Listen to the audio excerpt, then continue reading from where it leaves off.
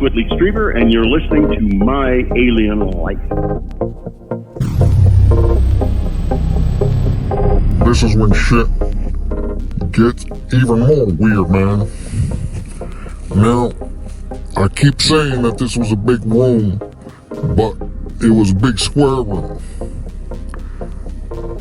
No, now that we gotta look and walk around this big craft, I would say maybe it's an octagon shape because it's got a bunch of different corners, but there's a window all the way around, and in every room somebody's doing something different, man. If you looked at the rest of the craft and saw that smooth metal, I believe that part there just kind of melts away and you can walk inside of it, and then it melts back together and closes back up again. He saw that yellow light and he told everybody to get the fuck out of there now, get back to the bunk, and stay there until they had other orders. And he told us to run, so we all ran, we got back into our bunk, and they locked the door, shut the door. My Alien Life is recorded high atop the Northern Rocky Mountains and is heard all over the world, and you can listen everywhere fine podcasts are found. My website is www.myalienlifepodcast.com. There you'll find links to every episode, stories, photos, and much more. I'm your host, Cam Logan. This is My Alien Life, and the podcast starts right now. My Alien Life Podcast.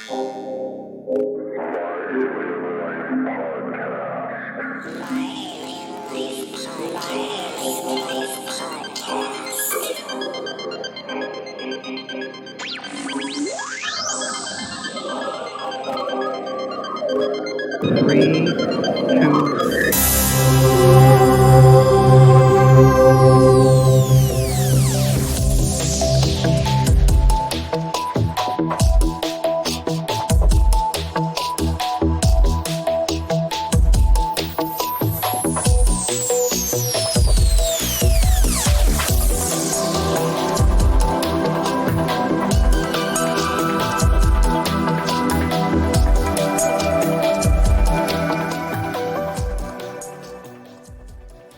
Tuesday night. Thanks for being here again.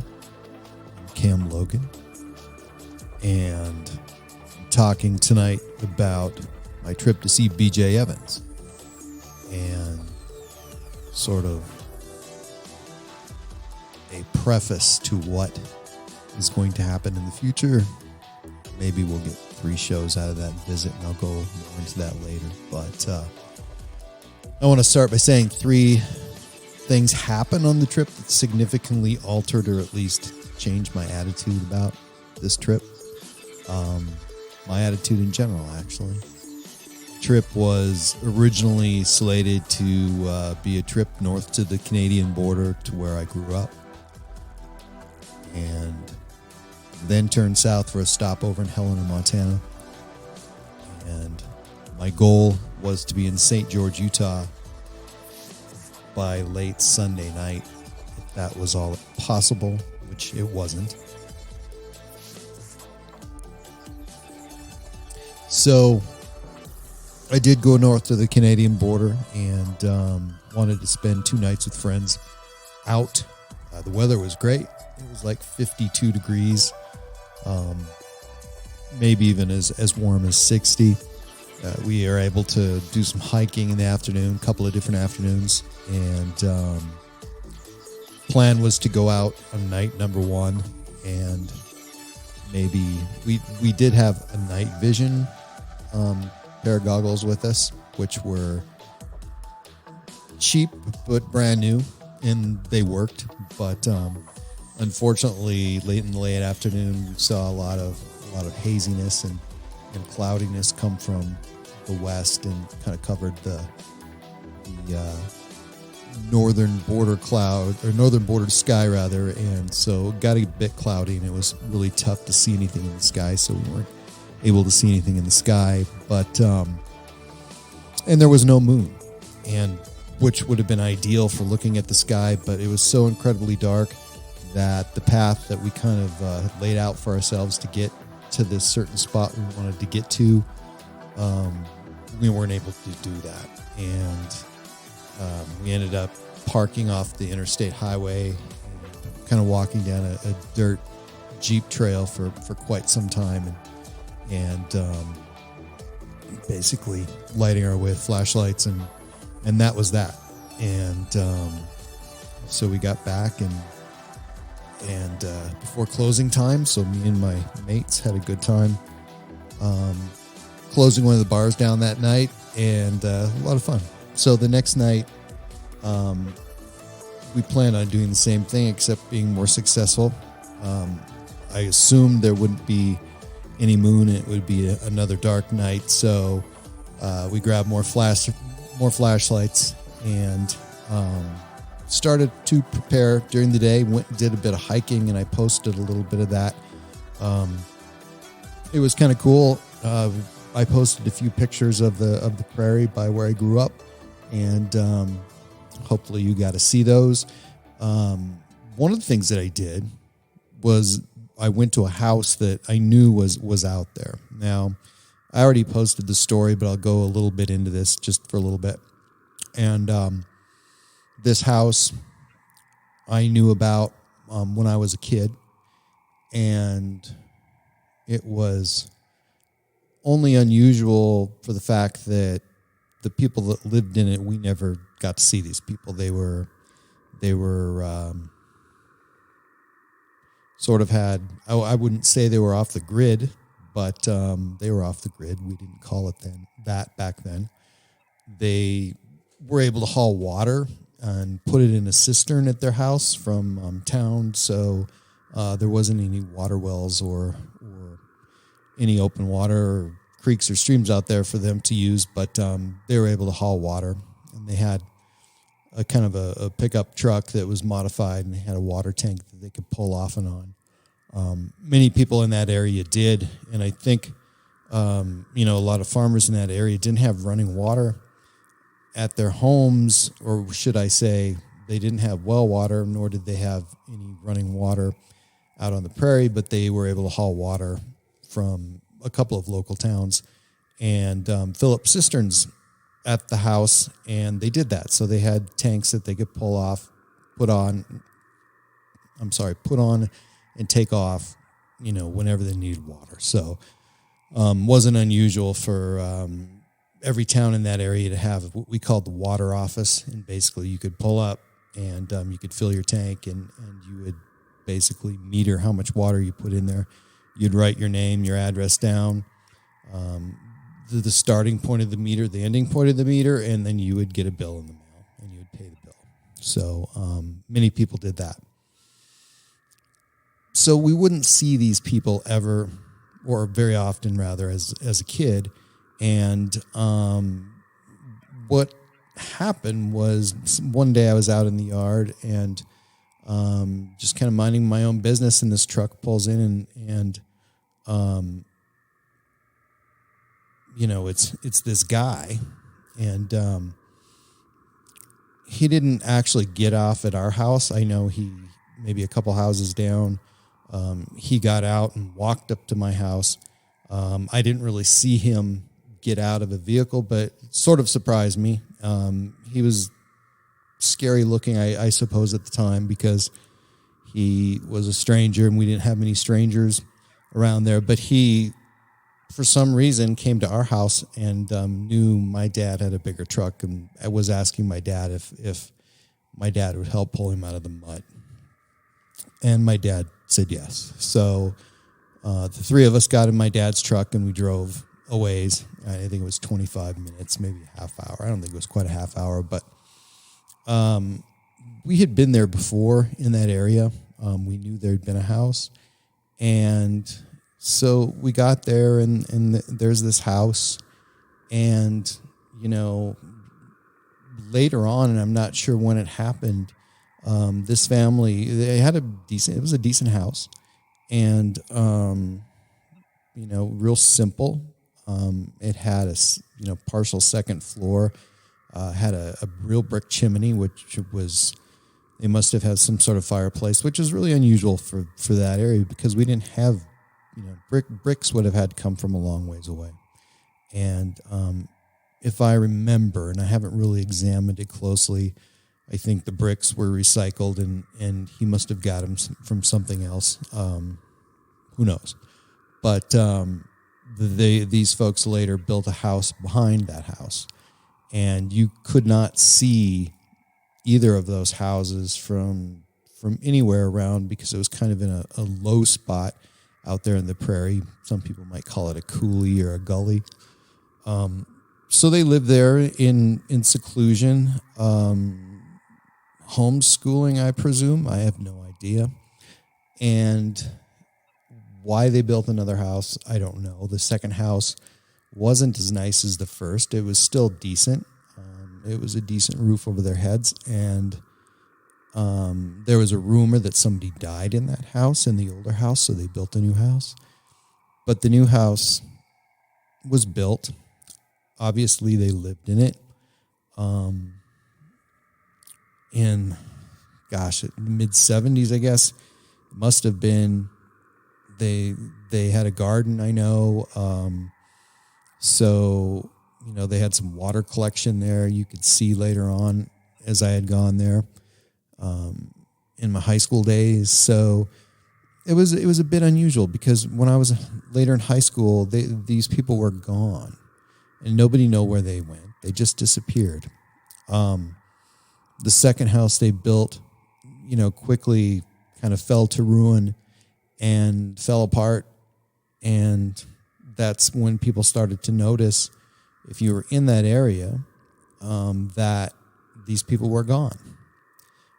And I can honestly say that really nobody, who lived close to them either knew that they were gone, and people that lived near there didn't have any idea who even owned that property.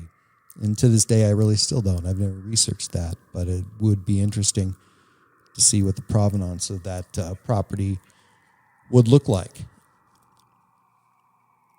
Many times, we went out there when I was in high school, and we didn't like to get too close, but we kind of drove by just to tell the story to other people who didn't know anything about it.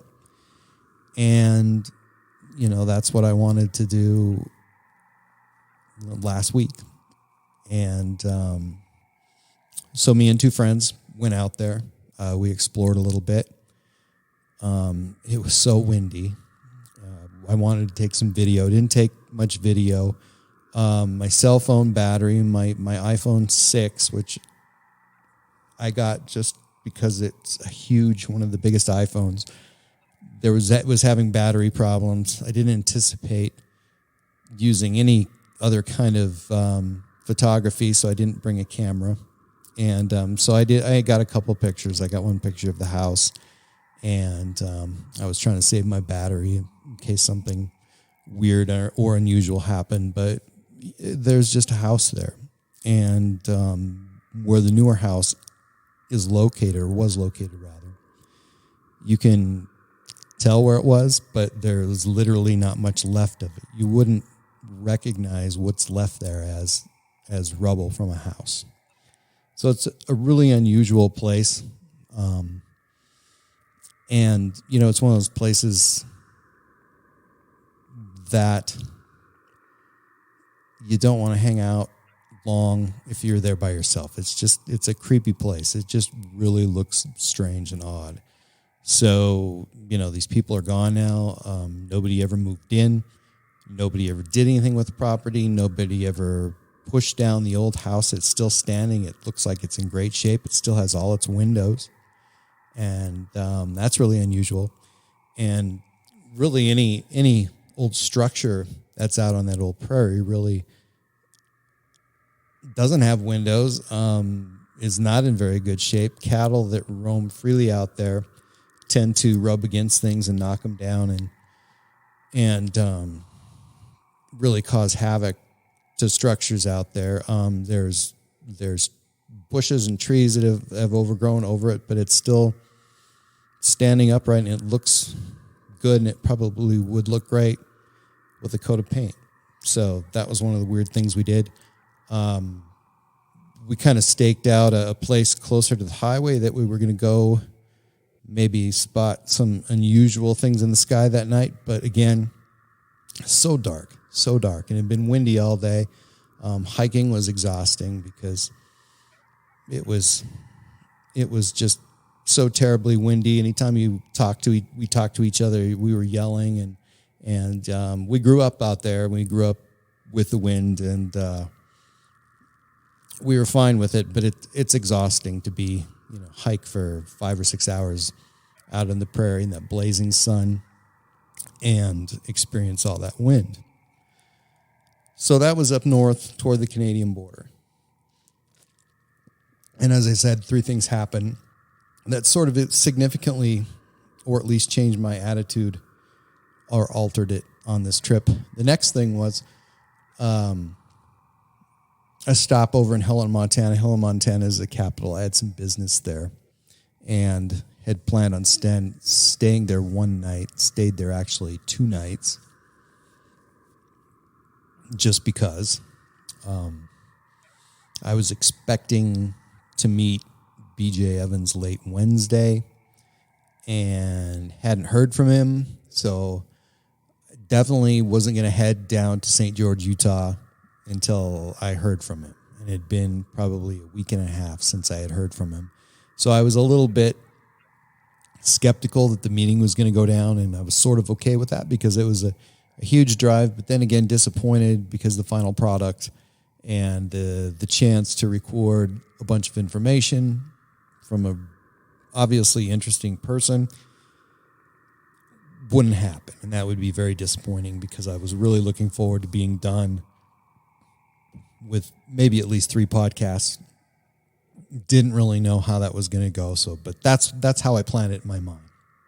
So first couple of days we wandered around the prairie, saw the house. We also, I didn't mention we were fossil hunting, and there's a lot of evidence up there from the indigenous Native Americans that used to be there a long time ago. And so real interesting place. So kind of took my time getting to Helena, Montana, which was roughly about a 4.5, 5 hour drive, and made it there in about 8 hours. And,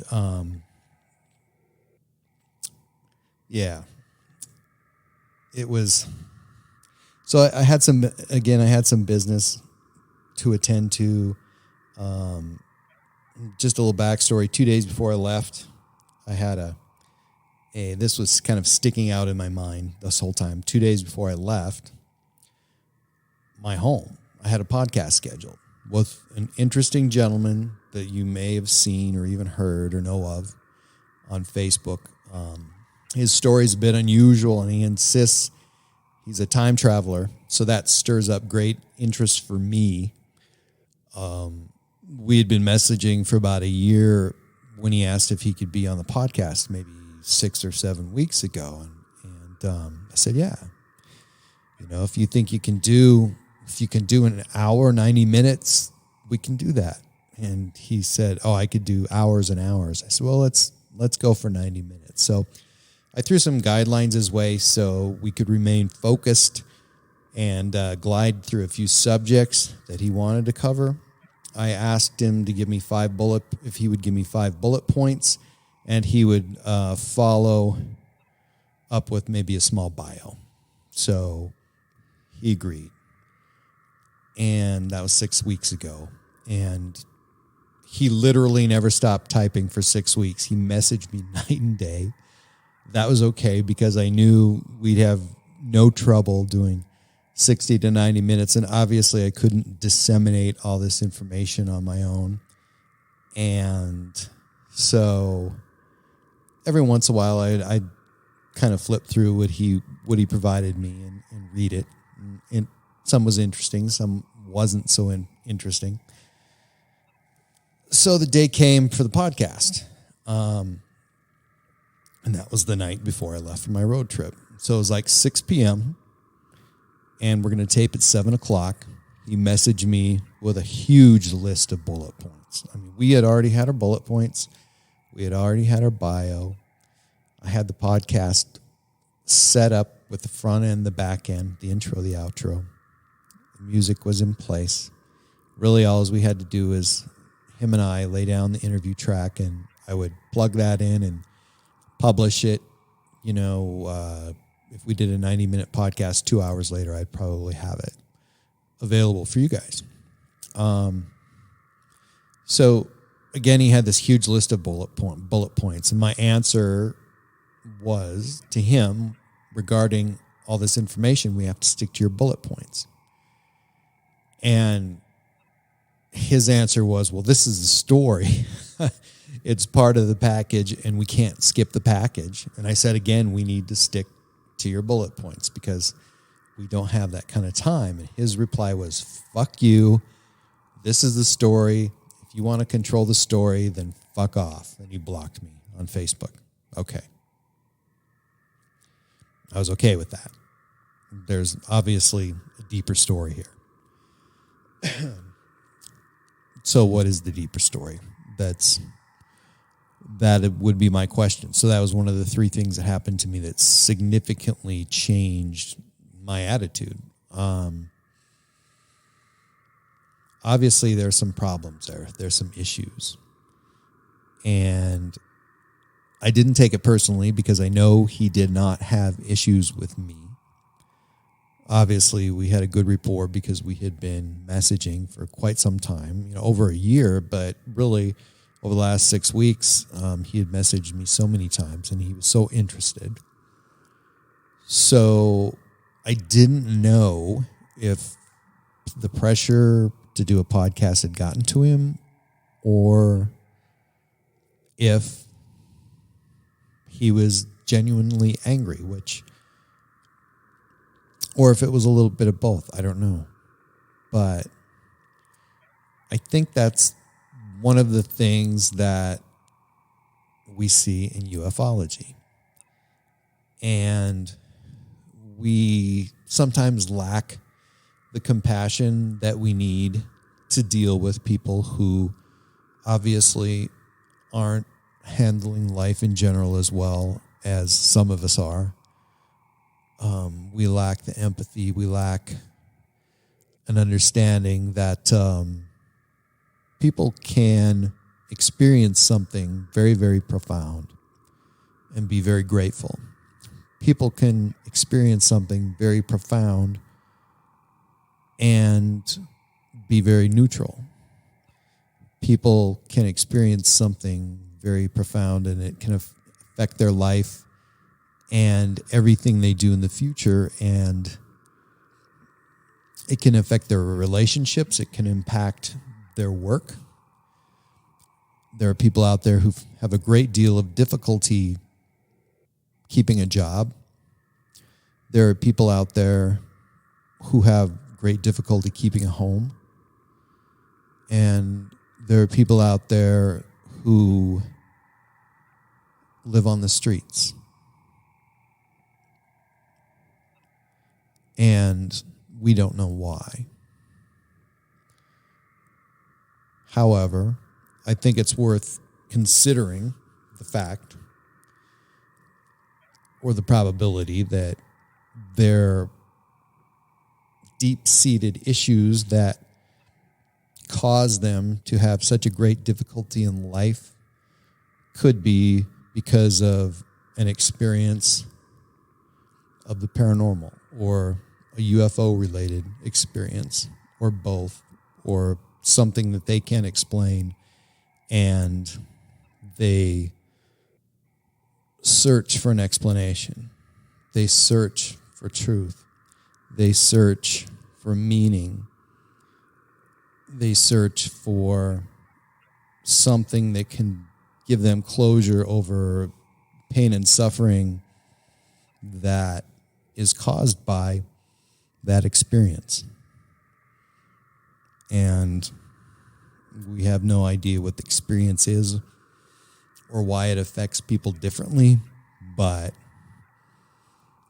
it does have an impact, I think, on everybody that experiences something paranormal or UFO related or other. It takes somebody's breath away. It takes somebody's life away sometimes. And we can't really predict or know who that's going to be. And we don't know how they're going to react to us when we take those people in and give them a chance to tell their story. I mean, there's been many times where I've had people on the podcast and they were able to tell their story and it changed the way that they would interact with me. And it could happen in a positive or negative way. They may tell their story and for some reason they don't want to interact with me anymore. They could tell me their story and that's all they want to do is interact with me. And I hear from them on a daily basis. Or everything and anything in between. And I don't have any answer. I don't have any answer why that happens. But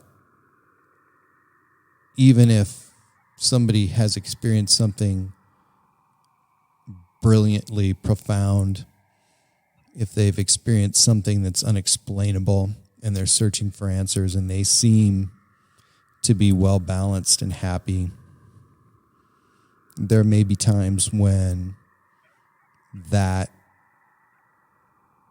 huge question mark that has been etched upon their mind causes them to drift into depression. It causes them to drift into uncertainty. It causes them to become outcasts of society. And it's not by their choice. They're not making that decision. Sometimes it just happens. Sometimes it's temporary. Sometimes it happens in a flash. Sometimes those feelings that they have that they can't control take over and dictates everything they do in their future, in their lives, with their family. They lose their family. Again, they lose their house. They could be homeless. I think in this case, this person has some disability and they're able to live on that, which is very, very fortunate. I think that they have somebody that is helping them, which is great. But we can't forget about those people. And, I meet people all the time. Just a few weeks ago, I had a podcast with a gentleman who sent me a 5-minute video clip and he was crying. And that wasn't the first time that had happened. So there's some trauma there. There's some PTSD sometimes. And with that kind of stress, with PTSD, we don't know when it'll manifest itself in the future, and it's disabling for people. Even if people sometimes appear to have a wonderful life, it can still be disabling. Just getting out of bed in the morning, it's extremely hard. Going through an 8-hour workday is almost impossible. It's hard for those people. And right now it's even more difficult where we have a world that's so uncertain. I was just mentioning today to somebody that, what would it look like if we suddenly walked outside and saw thousands of little or huge spaceships coming from the sky and we face that kind of uncertainty when we've had such a hard time with the uncertainty with COVID. I mean, it's been a real trying and interesting time. So point is that can impact people who are already having a hard time and definitely make things worse. So reach out, because there's people out there that need you. And you probably know a few of those people. I mean, we have a pretty tight network through Facebook and other social media where we can stay in contact. And those people who are up at 4:00 in the morning posting things and are up all night, 7 days a week, obviously they need some attention, and it's a great thing to interact with people who appreciate your attention. So do something for somebody else in the UFO community, because they need you. We need you. I need you. And I think it'll be a stronger, better community. We don't need to look up to these people who have been around for a long time, and we've identified those people as the strongest voices in the UFO community. They mean very little, because they're not interacting, for the most part, with anybody one-on-one. We become an audience rather than participants. So there are so many people out there who have an interesting story and have done so many interesting things and are doing so many interesting things that don't need an audience, but they do require your participation or want your participation, and they would appreciate your participation. So if somebody tells you, fuck off, this is a story, and you want to control the story, and fuck off, and they block you on Facebook, well, that's another thing. But, before you get to that point, hopefully you can reach deep inside yourself and you can help one another and help those people that really, really need your help. So that was one of the things that happened right before I left. So the second thing, this was, wow. So again, I had some business to attend to in Helena, Montana, and I was staying, I won't tell you which hotel, but it was a Wyndham hotel. And I had some business, and it was Tuesday. I had a 3 p.m. late checkout planned. I was with my wife, and my wife is Asian, and she had texted me that she needed to use a fax machine, and we had some immigration paperwork that she needed to send to a Montana senator. So I suggested at the front desk there could be somebody there that would help her with a fax, or that could fax for her, because, I've used the fax machine at that hotel. I've stayed there many times. So the assistant manager of the Wingate decided she didn't like my wife for some reason. She was glaring at my wife while my wife was having breakfast downstairs in the hotel lobby. My wife asked to use the fax machine, asked this lady nicely if she could fax it for her. The woman said she needed the money up front, and it was $2. And my wife didn't have $2 with her, so she went out to the car, couldn't find $2, went back to the front desk. Could you please fax it? I'll find $2 in the room. Went to the room, came back. The woman still hadn't faxed it. And the woman just basically says, no. My wife said, can I just charge it with a card? No, you can't charge it with a card. So my wife went back up to the room, found $2 finally, and brought it down, and the woman wouldn't fax it. And she was verbally abusive to my wife.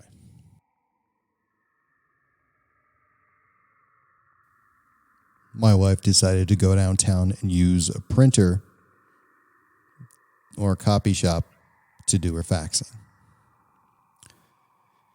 The desk clerk immediately called me when my wife left on an unlisted number and said we had to get our stuff out of our hotel room and leave, or they would clean out our stuff and we could pick up all our luggage, whatever, at the front desk.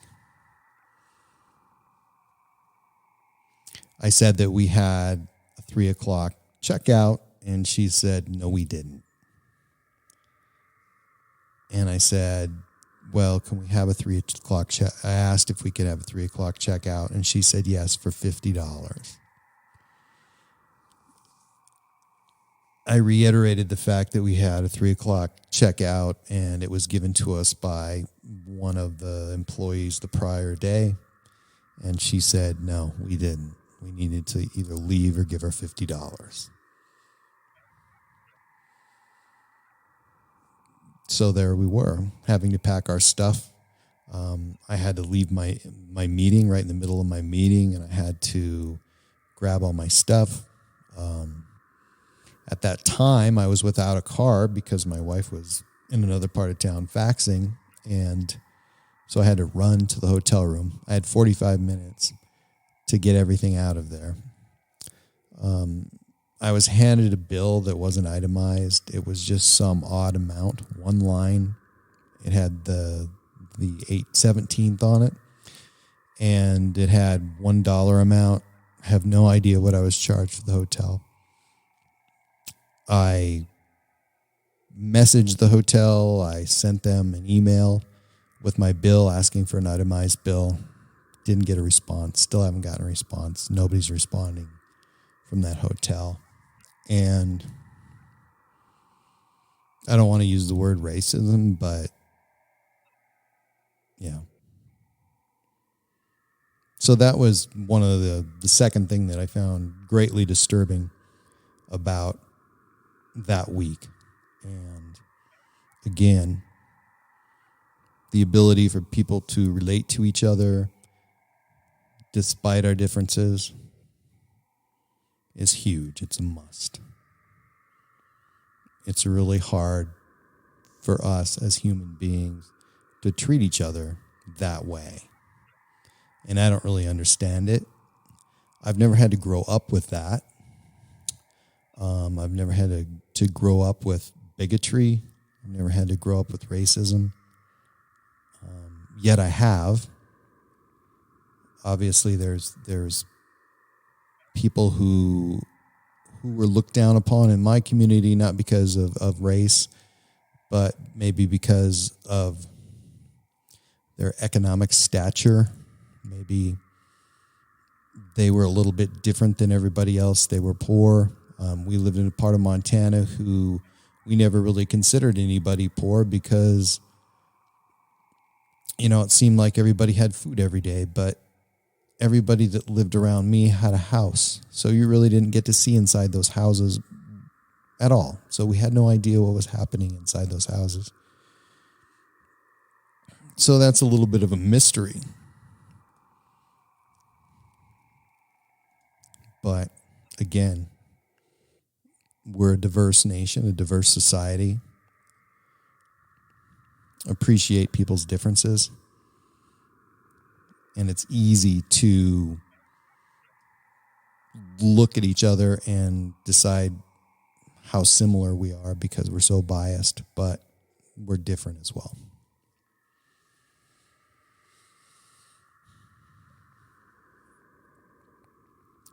So I really was excited to get out of Helena, Montana, to say the least. Yeah, it sucked. It's a pretty cool town to visit if you want to visit there. Do not stay at a Wyndham hotel. So I got on the highway and with no real plan, I started driving south on Interstate 15, which would take me all the way to St. George, Utah to see Mr. B.J. Evans. I was flabbergasted and stunned that I actually got an invitation. And when it was started out as a joke. So he said, I'm in St. George, Utah. And I said, I grew up on Highway 15. We're practically neighbors. Well, you need to come down. You need to come down. I'm not going to be here very long. And so I asked him what he was doing, and he said he had a job. He said he was married. Did I mention I don't know if I mentioned that he got married, which I can't even imagine. However, I've never seen the man face to face, so I don't know what that would look like or be. So just kind of as a joke, maybe kind of, tongue in cheek, I said, yeah, I'll hop in the car. I got to go to Helena, Montana, and I'll just keep going and we'll meet up. And within like 5 minutes, there was a return email. And giving me some instructions. So he said, yeah, when you get to St. George, I won't tell you where he worked, but he told me that he was living with his wife and his friend's name was Martin, and all three of us could get together and I asked him if I could interview him. He said yes. And that was cool because I had actually had a little plan on that. I've always wanted to get a portable device that I could record with. And I've had a variety of different things like that, but nothing more recent. So I bought one of these Tascam DR. It's like a DR40X linear recorder. It has a couple of different microphones. It has a couple of different inputs, so you can hook up microphones. You can hook up other devices. And so I asked him if I could interview him. He said yes. I have to change his voice. And I said, you can change your voice. And he said, no, Martin and I don't have a computer. My wife doesn't have a computer. So I'm not really sure exactly. There's a little contradiction there of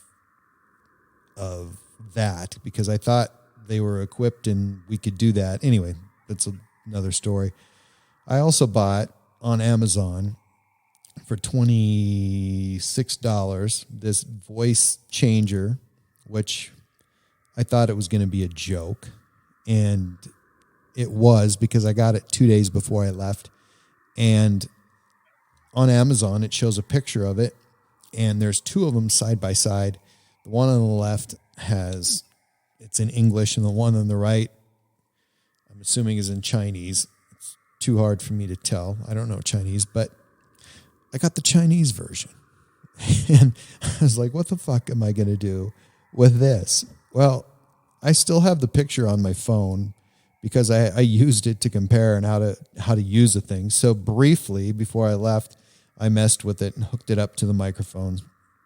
And I had like two 10-foot microphone cords, two microphones, two Shure microphones, and two Rode microphones. And I was going to hook this voice changer up so I could talk to BJ. And I didn't know how close we would have to be or how far apart we would have to be. So that was sort of up in the air. We would experiment with it. So I threw all this junk together in a duffel bag.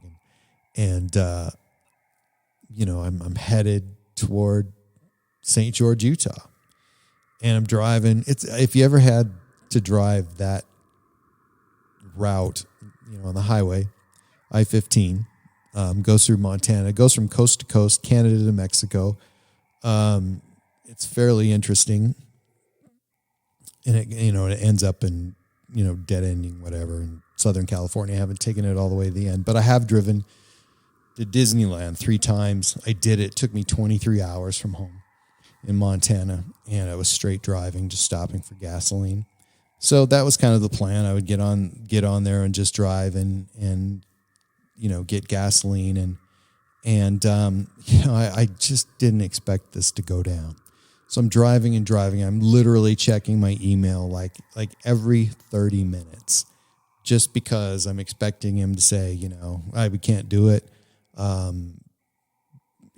really haven't talked about this much, but in the past year, more than a year, talking to the man, it's sporadic. Conversations on the phone are difficult. Emailing is horrendous because I can't understand usually what he's saying. Words are spelled correctly, but I'm not sure what he's saying a lot of the time. And he's a bit offended when I ask the question, what exactly are you saying? You need to clarify that. Although he's gotten used to me asking him to clarify, because he hated that, and which I can understand, but it was really hard to understand. So I'm checking my email as I drive about every 30 minutes. And I literally got an email as I was pulling off the highway in Brigham City, Utah to get gas. Again, I was checking it every 30 minutes, thinking he'd call it off. It's a long drive. I was tired, even to Brigham City, before you get to Salt Lake. And that was Wednesday afternoon, late Wednesday afternoon. And it was an email, but it said from Martin. Same email address, but whoever Martin is had signed Martin. So it said basically that there's been some change of plans, and I was like, oh shit, because I've driven for hours, and I'm only in Brigham City, but it's a long ways to get home, and it said we're in Logan, Utah. And I was like, oh, that's a coincidence. Logan, I didn't even know there was a Logan, Utah. So I'm looking at my phone and reading this email. And I thought, where's Logan? It's got to be near St. George. And I've sort of already passed Logan. Logan's like north of me. So I did a little backtracking on I-15 and went like all the way to I-15 until I came to, I think it was Utah 30. I don't remember what it was. Smaller road. And it actually took me a little bit longer than it should have because I backtracked a little too far. Anyway, I'm supposed to go to Logan, Utah, which, if you don't know Logan, Utah, it's home of Utah State University. So, yeah, there you go. That's about the only Logan, Utah that I know, or the only thing about Logan, Utah that I know. So I'm supposed to drive through Logan, Utah, and I get an address. So I'm driving along and finally get to Logan, Utah, and kind of in a downtown. There's like a UPS store and a Dollar Tree, and driving down the road, and there's a couple of drugstores, and so there's a Smith's. If you're familiar with Smith's market chain, there's a Smith's grocery store and drugstore. So I'm supposed to pull in the parking lot and park in the southwest corner and just hang out. I was supposed to give him information on what I'm driving. So I literally pull in, and I was there a minute, and I'm checking my email, and all of a sudden there's a knock on the other side on the window. And I look, and there's this guy, of course I've never seen this guy. And I rolled down the window and I said, BJ? And I didn't think it was BJ because this guy, although not in the best shape of his life, looked rather healthy and a little bit younger than I thought BJ. And he goes, no, I'm Martin.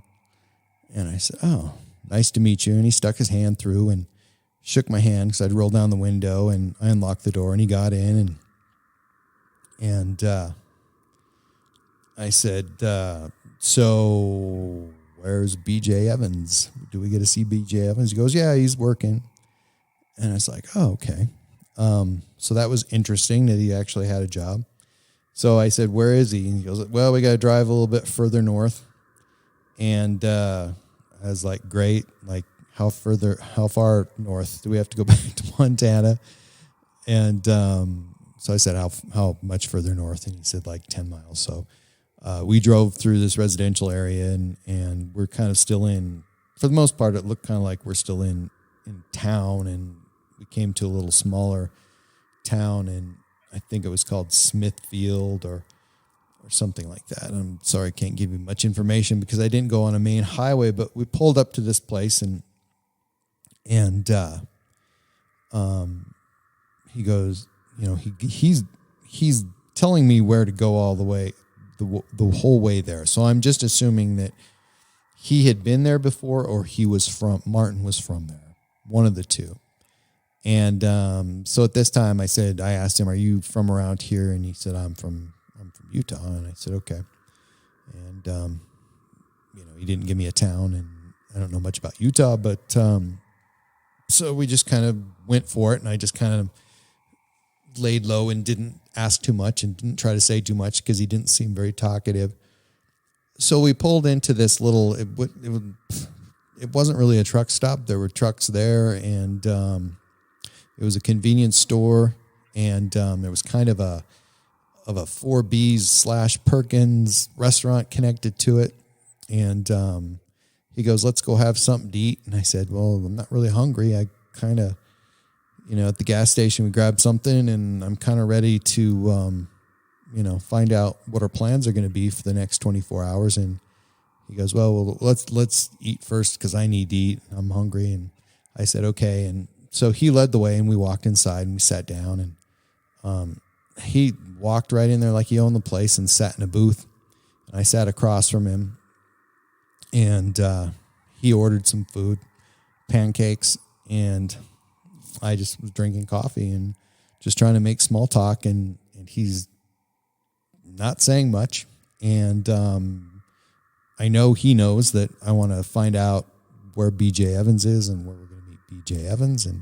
And he's just rather tight-lipped. So just kind of drank my coffee, and at this point I can, what it's like when somebody's staring at you.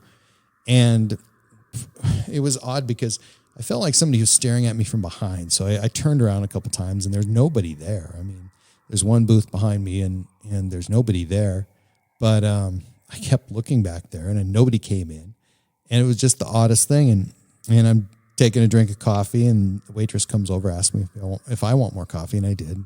So I took more coffee, and she's pouring it, and I quit drinking for a second. I looked up at the window where there's on one side of the window, there's the counter at the restaurant, and on the other side is the kitchen. And there's a pass through there where the cooks would put food on the pass through, and the waitress would pick it up, etc. I don't really want to go into all that, but it was an opening there in the wall, which was probably chest high and probably 20 inches tall by maybe 2 feet tall by 6 feet long. And there's two guys back there, and the guy on the right, he's just busy, and I could tell he was doing most of the cooking, and then the guy on the left was basically, I could see his left shoulder the most of the time. So he was doing something that put him in a position where he's not sitting in front of that pass-through. So I can't see him. All I can see is his shoulder. But every once in a while, he looks. He just drops everything and kind of leans over and is looking through the pass-through. And he's looking at me. And I don't have the greatest vision in the world, and it's a bit far for me to recognize a face. It wasn't a face I would have recognized anyway, but I mean, he's looking at me.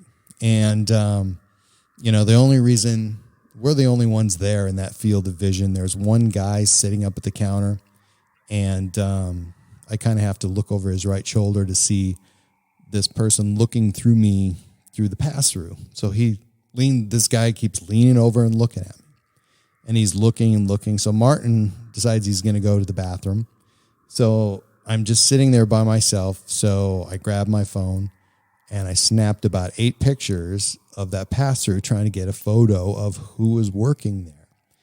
And I thought it could be BJ Evans. I just really didn't think he'd be working. And if he was working, I didn't think he'd be working at a restaurant. And I didn't think, from what I knew of him, that anybody would hire him that owned a restaurant or managed a restaurant. So I thought it was unusual. But this person kept looking at me. And there was no other reason for me to even decide it could be anybody else other than him. I didn't know why this person was so interested in me. So Martin came back and he sat down. And we're talking, I'm drinking my coffee, and I can see this guy looking at me, and just for a second, he leans his head out and looks. But then again, I started to decide, it's probably only 2 guys back there, and there's really nothing to look at. So he's just checking us out. And Martin says to me, that's him. And I was shocked. And I said, so I was like, what, what do you mean that's him? Who's him? What's him? And something like that. I don't remember exactly what I said. That's BJ. And I said, where? Sitting at the counter there with his back to us? No, he's look back there. He's wearing a blue shirt. And there really was only one guy wearing a blue shirt, and he kept looking at me. I said, he works here? And he said, yeah, he works here. And I said, he's a cook. And he goes, oh, and Martin, the only emotion other than just nothing that he had shown me the whole time that we were together was he started laughing at this point. No, he's not a cook. I said, he's not a cook. I said, what's he doing back there? He goes, he's working on the griddle. Like, working on the griddle.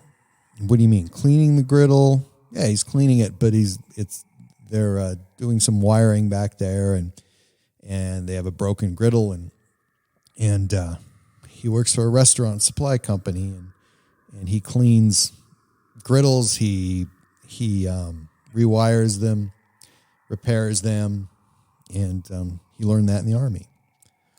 I said, okay. He didn't tell me anything about that. I have no idea. Yeah, he did some electrical engineering. Okay. So that was something new.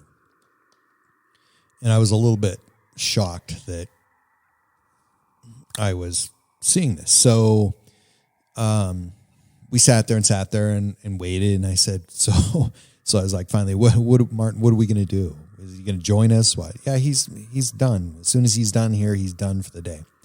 So we sat there, and it actually turned out to be about maybe 45 minutes.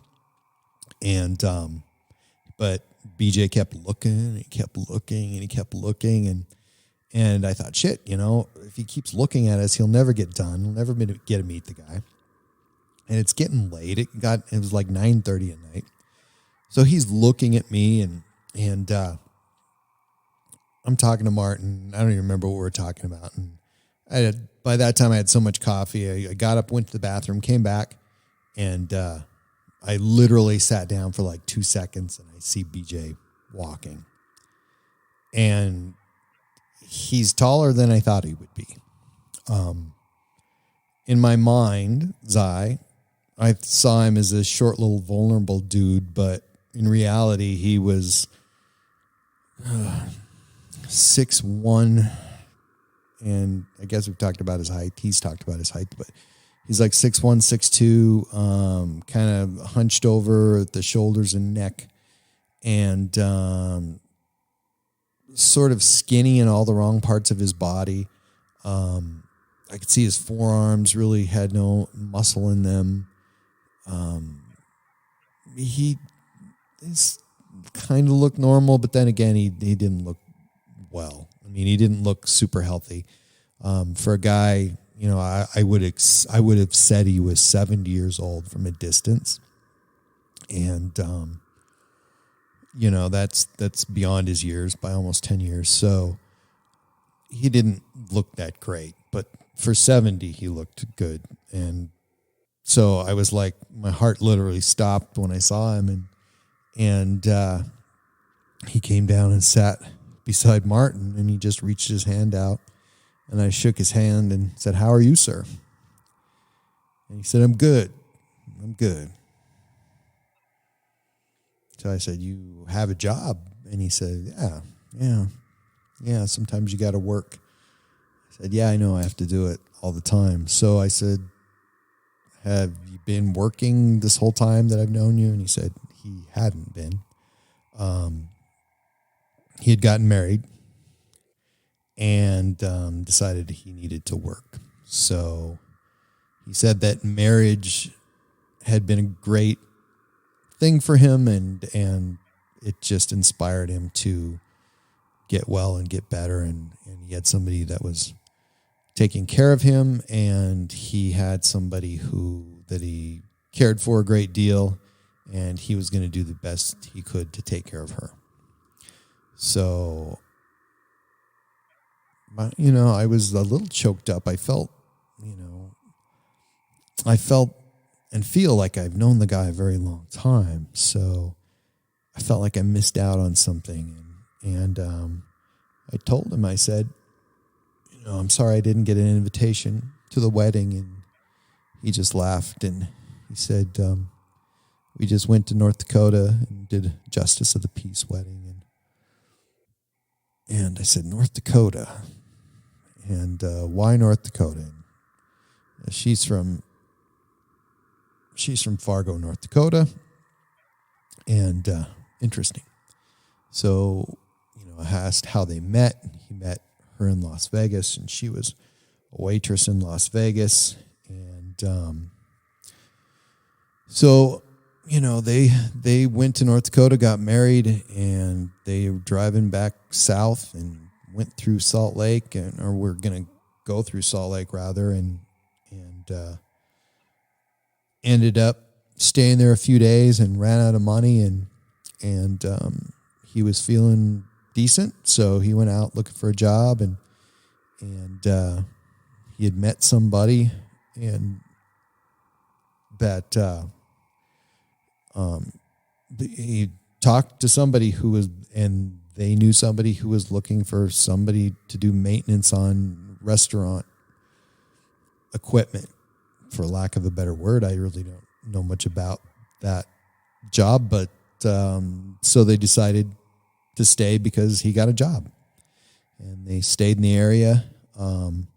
They live somewhere between Logan and Salt Lake City, so kind of out in the middle of nowhere, he said.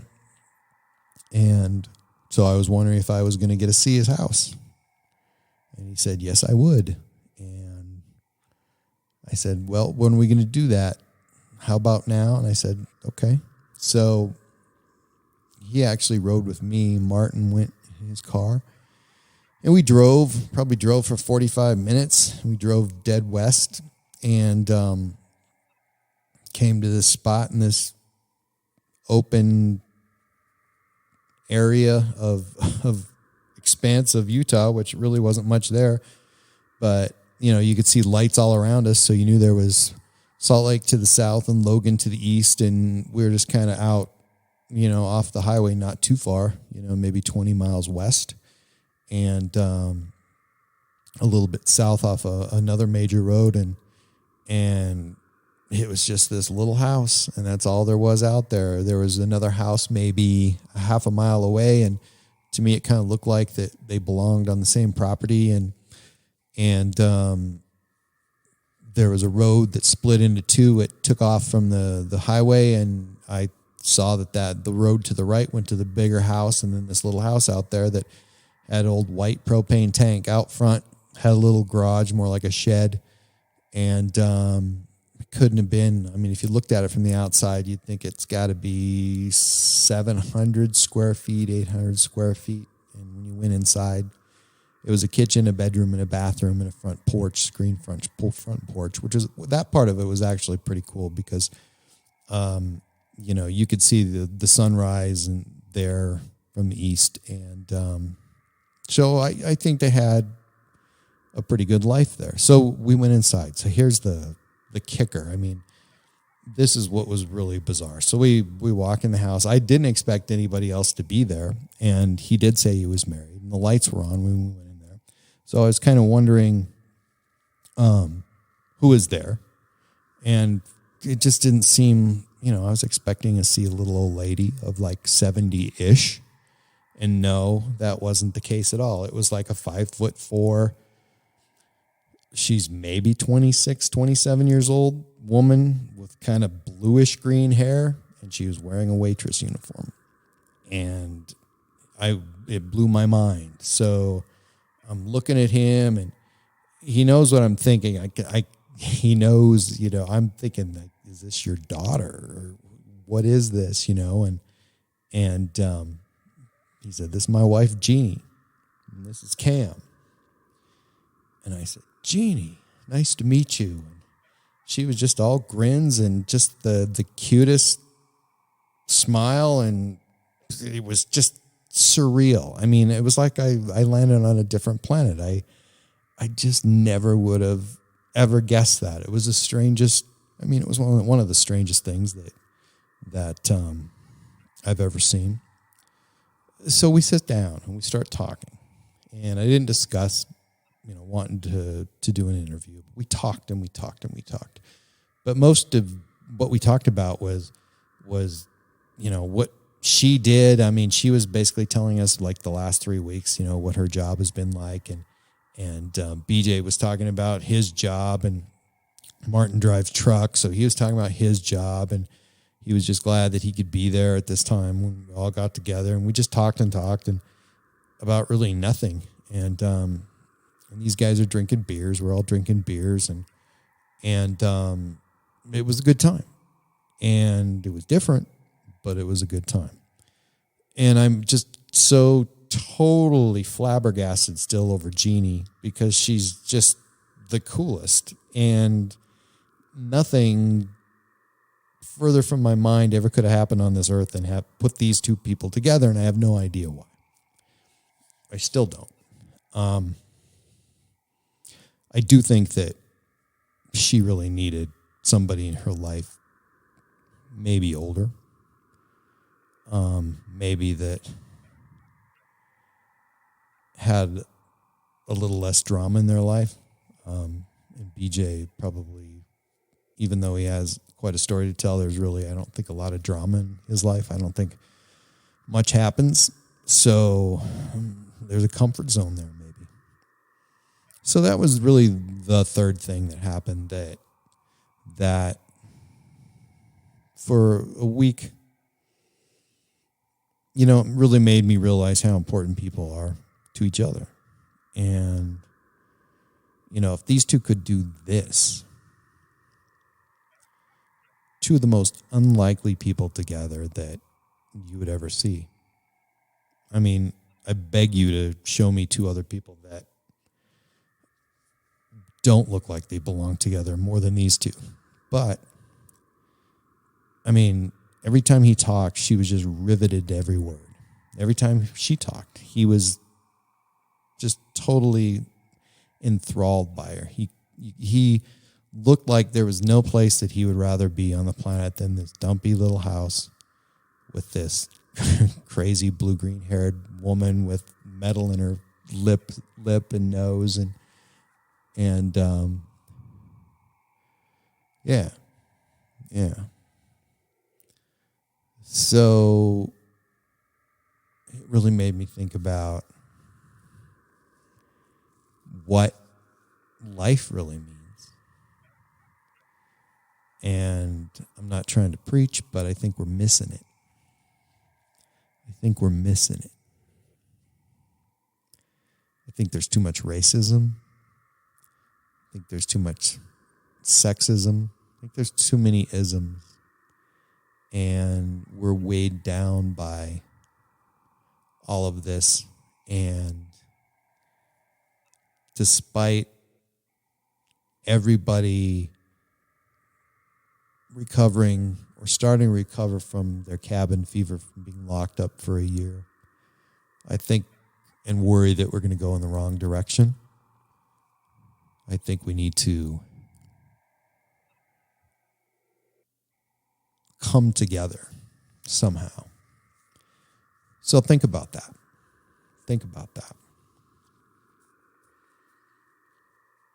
So we stayed up very late, and we talked. Didn't talk about UFOs. Didn't talk about aliens, abductions. Didn't talk about S4. Didn't talk about Area 51. And I really had no plans to stay anywhere. I didn't have a hotel booked in that area, of course. So I stayed there. I just couch surfed at BJ Evans's house for the night. And he had like 4 cats. And I love cat people. I hate cats. I'm so allergic to cats. So I spent, oh my God, I probably went outside about 6 times just to get fresh air. Didn't stink in there. It's just cats, and I was so allergic. Got up super early the next day, and went back to Smith's, got some antihistamine, went back to BJ's house, and Jeannie cooked breakfast, and I was just totally impressed. And it was a good breakfast, and they both had the next 2 days off. So therein lies the story. And I got it on tape. And you guys are going to hear it. And I'm not sure how I'm going to do it yet, because there's no real storyline. It's really mixed up, and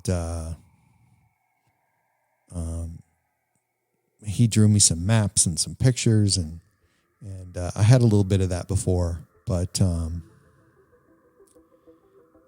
a few other little things up my sleeve that happened in December that I want to talk about and bring out. So the saga and the story continues, and it's a good one, a much better one than it has been, even though I love the previous shows.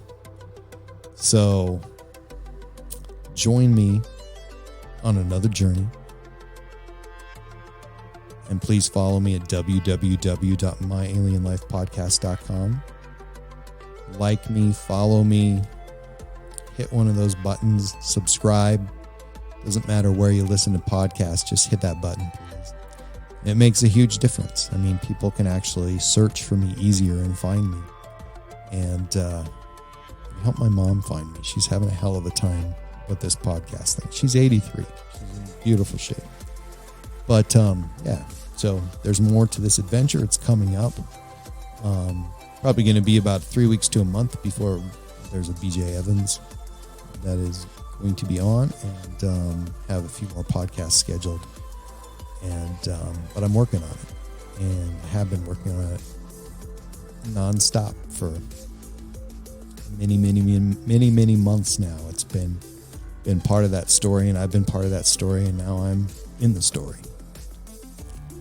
So join me for My Alien Life podcast, wherever you listen to podcasts: Spotify, Podbean, Stitcher, Spreaker, Pandora, YouTube. Please join me for the journey. MyAlienLifePodcast.com. And I'm Cameron Logan, and I appreciate you. And I appreciate you for your differences, because that's what makes you. Thank you. Good night.